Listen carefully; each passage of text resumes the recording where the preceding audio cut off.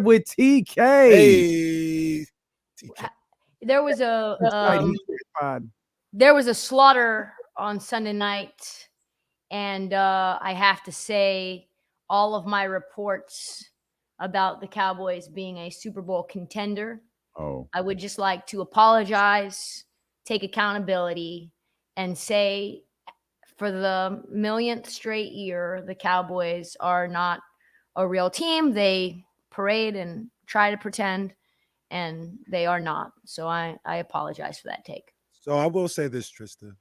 Maybe they are if they don't face the 49ers. Maybe they could beat everybody else in the league. No. Maybe. I don't think so. But you guys are very good. You guys are very good. A lot of the statistics that I looked into, PFF grades of your old linemen, secondary, run blocking, red zone defense, all that doesn't matter, really, at the end of the day, because Brock Purdy is him, and he's probably going to win MVP, and he's just throwing lasers in the middle of the field. Doesn't matter how much time he has to throw it. He has lightning fast processing speed. And I can't believe he was the last pick in the draft. I just want to say that just shows you everyone believe in yourself, because even Brock Purdy was slept on, and now he's the leader in the clubhouse for MVP in the NFL. She said processing speed like he like iPhone 15 Max. Hey, that is his gift. That is his gift. Like and it's kind of glaring. I hate to pick on my man because that's my man. When you watch Jimmy play, Jimmy's just so unsure. Brock is always sure of where he's going, and it's always the right place. Always. I got so much confidence in his decision-making every time. You sound demoralized by talking about your Cowboys. I mean, this week, last 10, 15 days, from a betting standpoint, hasn't been great. The public's been cleaning up. I have been taking L after L, just holding them. Hoping that I could come out of this brutal betting wave where you don't know what's up and you don't know what's down. You don't know what decisions are the right ones to make. I'm out there, Kenny, like Jimmy G. Just like, is this the right one? Should I push yes? Should I push submit? Cash out. No, cash out. Even your college has been kind of cooking right now. Like college has been better. Right? You guys, well, you're on there. The other guys, I kind of stopped listening to those guys, but you're kind of on. Yep, the college has been good, but there's been some live betting. You get aggressive. You go out to Virginia. You're live betting. I live bet Missouri big when they were up like 14 on LSU. They end up getting stomped. I think LSU covers the original number. I think I took Ohio State first half against Maryland. They were down. So, I mean, there was just some moves. You make certain moves that wipe out the whole board for you. You just are – I took Maryland for the game, and that was not I just saw that slowly. It wasn't even like a massive, like, oh, this isn't going to work. It was like, oh, well, I'll be cool if they score right here. I'll be cool if they get a first down right here because that'll take more time. No, just slowly getting to 20. I said, are you kidding me? It's tough. Betting, it's like that. Yeah. What can we talk about that'll cheer you up? Let's talk about the NBA. Chet. Transylvania vampire that he looks like was out there. Yeah, that's tough. I missed that media day photo shoot and saw it for the first time last night. I thought they had the name graphic on the wrong guy. It's like, who the hell is that? Oh, that's Chef and his Chet and his Teen Wolf beard. I'm like, does he think he's in the 1500s? Vampire from Transylvania? Like, because that's what he looks like. Vic does look really good, too. I don't know if you guys saw this one where he had that spin move up and under. Oh, yeah. I was like, oh, my God. I thought they both looked good. I thought them boys can play. Them boys, and Trysta, maybe you might know something about it. Do they got maybe beef is a strong word, but they got a little something there? Do they really? Yeah. Yeah, because after the game, after the game, I saw them like go through the line and say what's up, and they just kind of dapped up, kept it moving. I was like, okay. And then I think somebody asked Wemby after the game about, did you guys talk or are you guys friends? And no. Yeah, but he was. I guess I only saw the clip where he was like complimentary of Chet. That's why I was. He's flexed on him too. He flexed on him, and then after the game, Chet posted on Twitter, "Yeah, that headbutt was unstoppable." Yeah, so like that's kind of the part I hated, where like all of these sites pushed out Wemby flexes on Chet, but we were watching I've got the game on the iPad, and Chet goes over to the bench and he's like getting his lip glued shut. Like, wait a minute. Like, wait a minute. At what point do we tell the whole story here? It's like you literally went, hiya, choppa. And then you're like, oh, yeah, look at me. Hey. Offensive fouled in your face and got away with the and one on you. Them dudes are different, though. Like, they're like both of them. Like, I know everybody's going to be watching when be like, Chet is different. Yeah. Like those guys got an entirely different. I'm here for a little rivalry for them, though. Same. I like that. Yeah, I'm with that. I'm with that. Like it was kind of. I know it's a different time. I get it. The Lakers and the Warriors the other day were a little disgusting. Like they were just like, can you guys yeah, it's like, could you guys stop with the oh yeah, we don't need 80 in the Olympics. Like just you know what I'm saying? Just like sure. We can just leave it right there. That's a good idea. Let's definitely just leave it right there. Yeah. Okay. Yeah, they were just all bosom buddies and it's everything's just it's lovely. I love you, Steph. I love you, AD. I love you, Brian. Oh, I love you, Draymond. Like, I know it's preseason, but I didn't like it. I didn't like it. All right, like y'all really get worked up over the strangest things. I am not worked up. The thing that's working me up is that I saw a vicious rumor in the chat that you've only worn that Gucci sweatshirt one time, and that it is a high-priced item. Well, I mean, it is Gucci. It is a hoodie. Okay, I've worn this before. So all of you can go to hell. I mean, I've worn this before. A Hanes hoodie isn't cheap, let alone a Gucci one. A Kirkland signature is not cheap, let alone a Gucci one. Fode Kamara, yes, that was. It was. It was a choke on its sound. Yes, it was. It was. So, did you see any Ben Simmons last night? Is he a righty or is he a lefty? Because I don't really know. I hope he's healthy. I hope we can make fun of him in peace, right? I think we can make fun of him once he gets back to full health and wellness, because he still believes he's a point guard, and he is not. I think I'd rather give the ball to Chet as a point guard than Ben. I think he is a point guard, Tristan. I think he is by nature. But like a Magic Johnson, if Magic Johnson did not shoot. Yeah, that's the thing. That's the thing. You got to shoot the ball sometimes, Ben. You got to shoot it sometimes. Man, you talk about is he a righty or lefty? Maybe he's going to do like Tristan Thompson and change hands in the middle of his career. What? Yeah, Tristan Thompson, like I think in his fourth season was like, oh, I'm not left-handed. I'm shooting with the right hand now. Well, Tristan just things up mid-career. What are you doing over there, D'Lo? You look wildly distracted. Are you in the chat? No, I'm absolutely not in the chat. I'm just praying desperately to keep the rest of this segment on track. We've already had choking sounds, 2 or 3 pause-worthy moments, and I'm just taking Ben Simmons scored 10 last night. I as someone who's got for sure an AARP card, probably headed for long-term care. They watch this religiously, so they'll know I'm saying all this lovingly, and they love our hits. They're probably collecting Medicare, and they love this hit. So this is for everyone. All the pauses, all the FCC violations, it's for y'all. It's for the homies. There's a few of those. I guess we'll just leave Ben Simmons out of the conversation moving forward. Okay, how about this? You guys brought up the Lakers and Warriors. How do you feel about the Lakers? I know you've broken down the Pacific Division on the Heat Check podcast in recent episodes.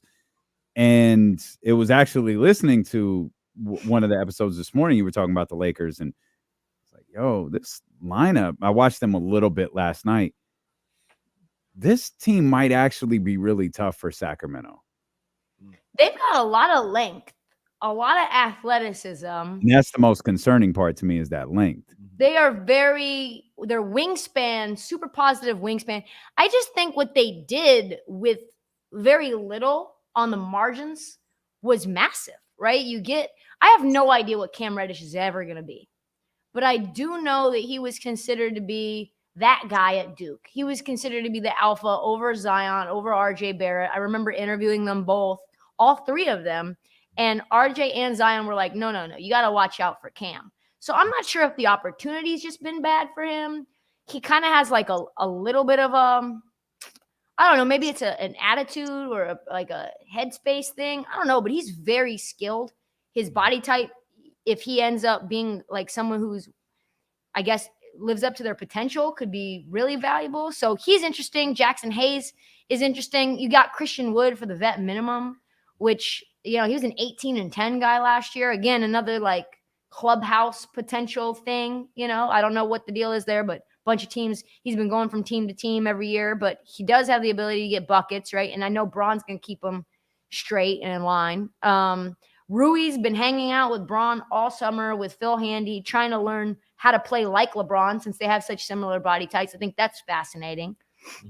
And I don't think Gabe Vincent's going to be nearly as impactful as a lot of people think, but he's certainly a good backup point guard for sure. So you mentioned something on the pod about that, and that, like, while a lot of us, especially here, because, that's our guy, were singing the praises of Gabe Vincent, maybe Miami wasn't exactly feeling him as much as it appeared on the surface. Yeah, I think he has those moments where fans get a little frustrated by him. He's done a great job of getting himself to the league and being a valuable contributor. But I'm not sure if Gabe Vincent's a starting point guard in the league. And he played a lot of starting point guard minutes for the Heat, which sort of speaks to how thin the Heat were with their roster. But when they end up getting a team-friendly deal with D'Angelo Russell, and then they sign Gabe and D'Lo is the starting one, like, no matter what, and we know all the things that D'Lo has in terms of his weaknesses, you just wonder if maybe those two guys together are a complete player. I feel like Gabe Vincent for that particular team is probably a better fit. Yeah. Than D'Angelo the Lakers? Russell. Yeah, for the Lakers. He's a better fit with what they're trying to do. They need somebody that's going to defend on the perimeter. They need a guy that's really just going to get the ball where it needs to go and spot up and shoot. And it seems to be that's Gabe's game. But like you said, he's probably a backup. I still think, I remember hearing rumblings that, they signed D'Angelo Russell to a specific contract for a specific possibility. It matches up with Kyrie Irving's contract. Oh. And it's a very specific contract. Like, it's not just a general, $40 million. It's like $37 million over. Like, it matches. It's like 1-to-1. It's exactly the same dollar amount. Yeah. So I wonder if D'Lo is going to be there all year. Let me ask you guys this, though. So I had a healthy debate. Speaking of the Mavericks, I had a healthy debate with a friend of mine. I'm going to have Grant Asheft on later on, I think tomorrow morning. And we're going to talk about the future of the Mavs. Mm-hmm. My friend thinks the Mavs are going to be like really competitive. I don't think so. That's why I had to have an insider on to give me kind of the inside dope there, but I just don't see it from a defensive level. I don't see it in terms of like a chemistry between Luka and Kyrie. They do get Grant Williams, who I think is going to be really impactful, but like he's kind of annoying, right? Like even Derek White was like, man, I am glad Grant Williams is gone. He was loud AF. I'm so glad he's gone. I have peace now. Wow. I have peace now. I don't like the Mavericks at all. I don't like their roster makeup. I love Kyrie. I don't like their roster makeup. I think Luka is a very specific type of player to play with. I think he's a very difficult type of player to play with. and I just overall hate the roster. I do not like the roster at all. I like Seth. I like Seth and some of the other individual pieces. I love Rashawn. This Dallas team doesn't do it for me. No, this roster. They might. It's not enough. Like this. Look at the starting five. We're talking about Kyrie and Luka, which is fine, but then you're talking about Omax, Grant Williams, and what's his name? Lively. Derek Lively. Yeah, I mean those three guys in the starting five. I do not know about that. Do you have them like? How much do you not like them? Like out of the play-in, not like them, or like 9-10 not like them? I found 8 to 9 teams that I think I can easily say they will be worse than, and maybe more, right? You don't have it. I have no clue, and this is going to sound so shady, but I have no clue what Houston's going to be, right? If Dylan Brooks, I know you guys aren't like a huge Dylan Brooks fan show, but like if Dylan Brooks could be Canada Dylan Brooks, what he was in FIBA, and you get Ime Udoka bringing that level of defensive intensity and culture and connective tissue with Fred VanVleet, and he's kind of like a set up the offense guy. Jalen Green coming off ball screens, shooting, lighting it up. Like if Alperen Şengün becomes like a positive defender, Jabari Smith, God knows what he could be, right? He played really well in the summer league. He looked really good at the end of the last year. It just felt like culturally they needed a real leader. Like I think Houston could be better than Dallas. It's not crazy. Okay. It's not crazy. I'm not saying that I would stake my life on it or anything, but I wouldn't be shocked. Well, I'm with you in the sense I have no idea what they are. Like I'm trying to see all of the pieces fit together. I think Ime Udoka is a really good coach. I just don't quite get it yet. I don't quite get those young pieces mixed with Fred VanVleet, mixed with kind of like your two biggest free agent acquisitions are two like polar opposite individuals. You have a complete wild card in terms of his personality, and Dylan Brooks adds a lot to, he can add a lot to a game. And then you have Fred VanVleet, who I think is just, steady, perfect leadership guy. You got all of that, but like what are their expectations? What's Fred VanVleet's expectations? What's Dylan Brooks' expectations? What are their expectations together? And then, of course, you got this crop of young guys there. All of them, or a lot of them, I should say, are supremely talented. Mm-hmm. It could be all over the place. They need to. Oh, I didn't even bring up Tari Eason. I love Tari Eason. I think he takes another step. He's really good.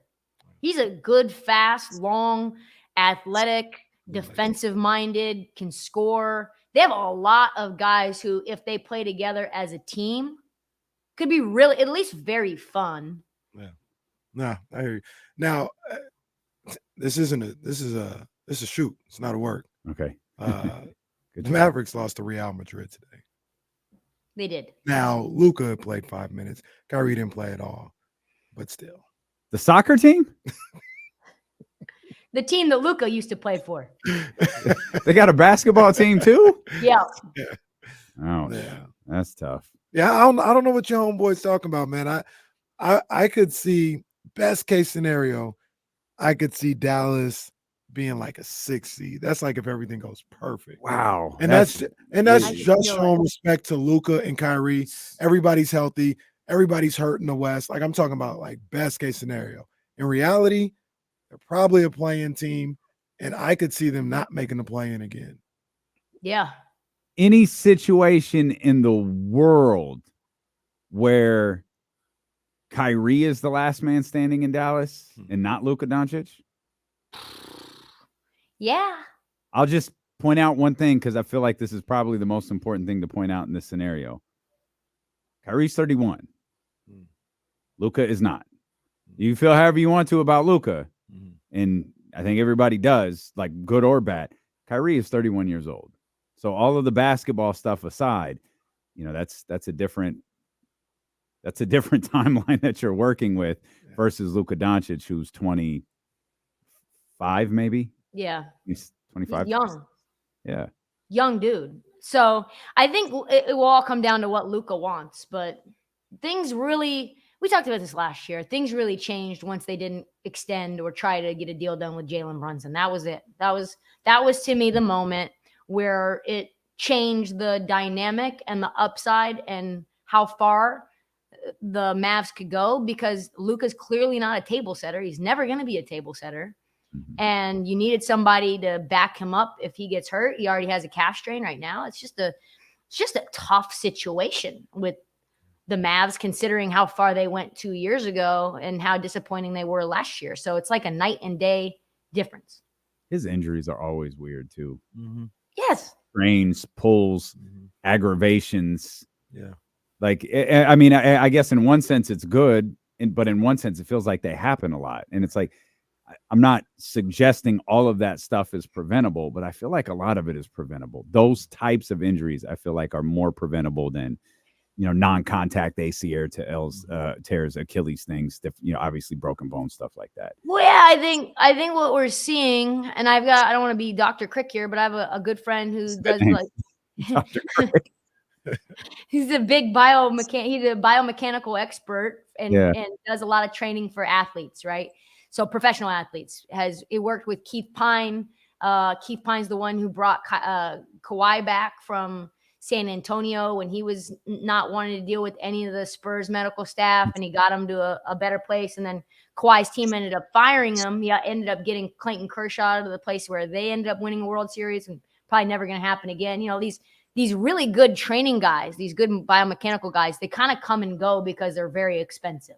And teams don't want to pay them. Players, they think that they can just get all the secret sauce and then fire them and then continue the protocols. But the truth is your body kind of changes every day, right? In terms of like where the muscle imbalances are, like how much force you're like putting off of your right side versus your left side, and how that affects where the injury is going to come from. And you can do assessments to figure out like what the next shoot or drop for your body will be.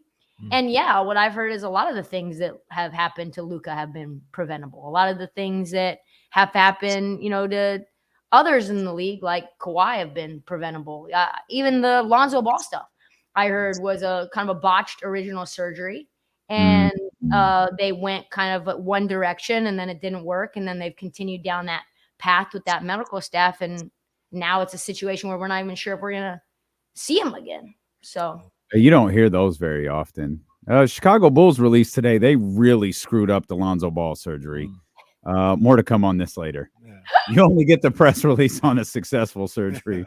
And the funny thing is, I think they probably called that a successful surgery. I need the Boston Celtics. Hey guys, we really screwed up this Isaiah Thomas thing. We'll get back to you down the road, but yeah, we messed this up. You always see though when they really know that they messed up, because you'll get, if you look into it, you're like, oh, the entire training staff or that lead medical guy for the Golden State Warriors is no longer there anymore. Yeah. After the Kevin Durant injury in the middle of the playoffs, like that's odd. Like I wonder if that was just optics or maybe something didn't go exactly the way they should have gone. Yeah, they definitely don't announce. I was like, hey, the whole Boston Celtics training staff is gone. Huh. Next thing you know, Pete Youngman is putting an ad up. Pete Youngman. Back to the Mavs, the Mavs just quietly fired the guy that has been in charge of the training staff there for like 20 years. And it's like apparently very strange. He was in Slovenia with Luka in the offseason a couple of years back, very close to Luka. Just another thing that you could say is mysterious as it relates to the culture there. Yeah, I was just about to say, Dallas seems like an unstable place right now. Like there doesn't seem to be any type of cohesion, rhyme or reason. It just seems unstable. At least they got a great coach, though. Well, he's just like us. He's just like us. He's just one of us. Just watching just like you guys. Real quick, because I know you guys have to go. And I know you guys have to get rid of me. I know there's breaks and stuff. You got to pay bills. Since when did you start getting concerned about breaks? I know, but you guys, I just don't want to get cut off. I'd rather like see myself out than be like, hey, you got to go home. She was like, I'm going to cut you off before you cut me off. Like I'm going to quit before I get fired. This is the same girl who talked till 2:40 one time, talking about we're going to cut this off now. Who is more like a ludicrous coach, like a non-serious person as a coach? Is it Jason Kidd or is it Joe Mazzulla? Well, Jason Kidd, I don't like Jason. I'd say I Jason I Kidd. can't take Jason Kidd seriously as a coach. Wait, talk to me about Joe Mazzulla, though. Sell me on Joe Mazzulla. All right. Joe Mazzulla told everybody like he watches The Town 4 times a week, which is like 2.5 hours great. long. That Yes. became like whose car we gonna take became the motto of the entire team last year. He had t-shirts printed like it was D'Lo and Casey. He had merch release, which is totally fair, but like it totally blew up in his face. He went on the JJ Redick podcast, and then he was like, "Yeah, you see like why it doesn't matter to be the 1 seed. Like the 1 seed lost to an 8 seed. So if I lost to an 8 seed, as a 1 seed, I probably wouldn't even be talking to you right now." And he's like, "Coach, you did lose to that 8 seed." Just a non-serious person. Yes. I'll say, yeah, but he never called himself a bystander. Well, there's that. He never said he was just a fan watching the game like everybody What's else. the other thing they say about Joe Mazzulla? Don't they play to like 100? Him and the coaching staff, they play to 100 before every game on the court or something like that. I think I heard something about that. Also, what else did he say? You point out Joe's been a coach for like 3 years.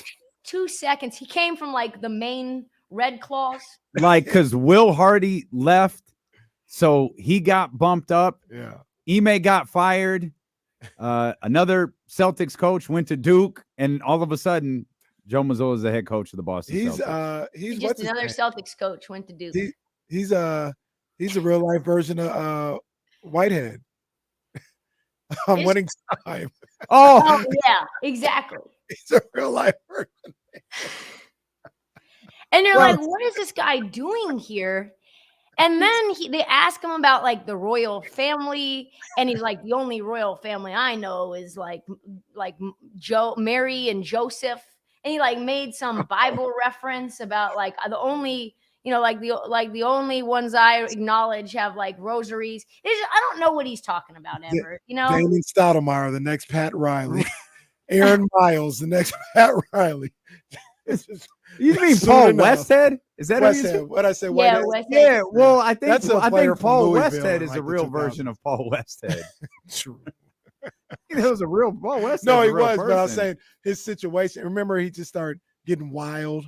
Oh, yeah, he got wild. Joe Mazzulla getting wild. That's why I say Damon Stoudemire, the next Pat Riley. Well, waiting in the wings. We tricked off the last 25 minutes talking about the Pacific Division and not referencing the Kings. Do you have any thoughts on the I think the Kings, listen, and it's not because I come on you guys' show. It's because I think that they're a legit team that added pieces, still gritty.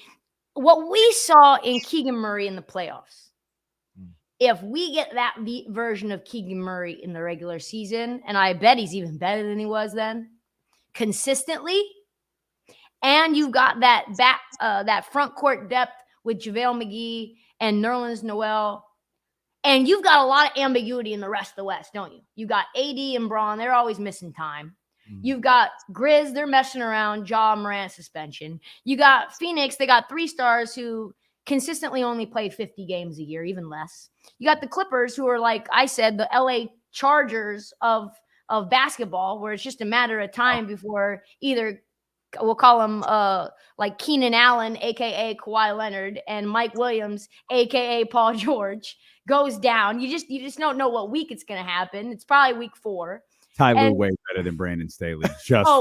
Way better. There's just a lot of ambiguity in the West. So you got the Warriors, who knows how the Chris Paul thing is going to mesh, and Draymond Green's out for the first month with an ankle injury at least. He's not a young guy. You got issues with the starting 5. So for me, I think the Kings legitimately have the most stability in the West. I mean, Denver obviously, but does Denver have like a post-ring hangover where they just kind of want to cruise? You already got Jokic talking about, man, my offseason was way too short. I played way too many months. I didn't get to see my horse nearly enough. And so do they fall off in the regular season?